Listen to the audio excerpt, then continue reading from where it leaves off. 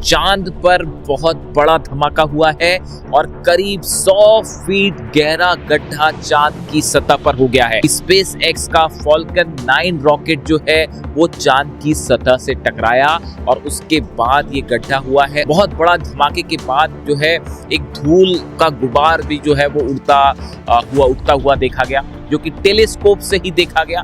खुली आंखों से देखना उसे संभव नहीं था। हम आपको इसकी डिटेल जानकारी देंगे। देखिए, एलन मस्क की कंपनी स्पेस एक्स का 4000 किलो यानी करीब 4 टन भारी रॉकेट का टुकड़ा सीधे चांद की सतह से टकराया। ये कोई प्लानिंग के तहत नहीं हुआ, बल्कि ये एक एक्सीडेंट था, हादसा था। यह रॉकेट का जो हिस्सा था वो पिछले 18 महीने से जो है वो स्पेस में चक्कर लगा रहा था चांद के आसपास, और अंततः चांद की ग्रेविटेशनल फोर्स की रेंज में आया और वो चांद से टकरा गया। आखिरकार चांद की ग्रेविटी ने इसे अपनी ओर खींचा और ये बहुत तेजी के साथ चांद से टकराया। ये करीब 8690 किलोमीटर प्रति घंटे की भयानक स्पीड से चांद से टकराया। यानी आप अंदाज लगा लीजिए, इसकी स्पीड 8690 किलोमीटर प्रति घंटा थी। यानी आप सोचिए, इस स्पीड से अगर वो चांद से टकराया होगा तो कितना बड़ा धमाका हुआ होगा और क्या हालात हुए होंगे। धमाके के बाद बताया जाता है कि जो उसका इम्पैक्ट था वो करीब ऐसा था कि 3000 किलो का कोई बम फट गया। यानी करीब 3000 किलो का, अगर कोई 3 TNT के बराबर धमाका, 3000 किलो का कोई बम फटे, अगर उससे जो धमाका होगा, उससे जो नुकसान होगा, इतना बड़ा धमाका हुआ।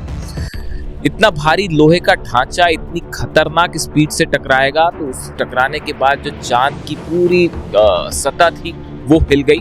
साइंटिस्ट का मानना है कि इस जोरदार धमाके की वजह से चांद पर करीब 20 से 30 मीटर यानी 8 से 10 मंजिला बिल्डिंग के बराबर जो है वो गड्ढा हो गया, गहरा गड्ढा। इसके साथ ही टकराने वाली जगह से चांद की बहुत सारी मिट्टी और धूल हवा में कई किलोमीटर ऊपर तक उछल गए। यानी आप ये देखिए कि करीब जैसे ये टकराया उसके बाद कई किलोमीटर तक धूल का जो गुबार है वो ऊपर आता दिखाई दिया। टक्कर चंद्रमा की टर्मिनेटर लाइन के पास हुई। यह वह हिस्सा होता है जहां चंद्रमा का रोशनी वाला भाग और अंधेरे वाला भाग एक दूसरे से मिलते हैं। जिस भाग में अंधेरा होता है, जिस भाग में उजाला होता है, इसके बीच वाली जो लाइन थी, इसके करीब ये टक्कर हुई। इस वजह से टक्कर के बाद उठा धूल का गुबार कुछ समय के लिए सूरज की रोशनी में चमकता दिखाई दिया। हालांकि पृथ्वी से इसे खुली आंखों से देख पाना संभव नहीं था। इसे खुली आंखों से कोई नहीं देख पाया।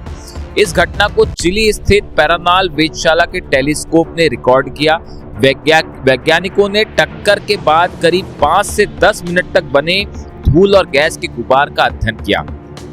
वैज्ञानिकों ने बताया कि टेलीस्कोप ने इस गुबार में सोडियम और लिथियम गैस के संकेत दर्ज किए हैं। बताया जा रहा है कि जब हिट हुआ, इम्पैक्ट हुआ इसका, उसके बाद इसमें लिथियम और सोडियम जो है इसके गैस का गुबार के कण साइंटिस्ट का मानना है कि ये उठते हुए दिखाई दिए। इन संकेतों का अध्ययन करके वैज्ञानिक यह समझने की कोशिश कर रहे हैं कि टक्कर के बाद कौन से तत्व बाहर निकलते हैं और उनकी मात्रा कितनी होती है। देखिए, ये ऐसी खगोलीय घटना रही है टक्कर होना। ये हालांकि ये कोई प्लान्ड टक्कर नहीं हुई, ये हवा में रॉकेट का हिस्सा मिशन पूरा होने के बाद घूम रहा था और ये टकराया अंततः। देखिए, स्पेस एक्स ने भी ये साफ किया है कि ये टक्कर किसी योजना का हिस्सा नहीं थी। कंपनी के अनुसार मिशन पूरा होने के बाद रॉकेट का यह हिस्सा अंतरिक्ष में रह गया था और उसकी कक्षा धीरे धीरे बदलती जा रही थी और इसी कारण वह आखिरकार चंद्रमा से टकरा गया।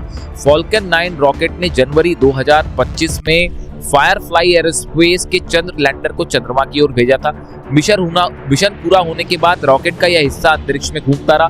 वैज्ञानिकों ने पहले ही अनुमान लगा लिया था कि इसकी दिशा ऐसी है कि आखिरकार चंद्रमा से टकराएगा और अंततः वही हुआ, इसकी टक्कर हुई। अब वैज्ञानिकों ने तमाम इसको टेलीस्कोप से रिकॉर्ड किया। अब इसका अध्ययन हो रहा है कि अगर कोई ऐसी चीज चांद से टकराती है तो किस तरह की गैस बनती है, क्या क्या एलिमेंट इसमें बाहर निकलते हैं, कितना बड़ा धमाका होता है।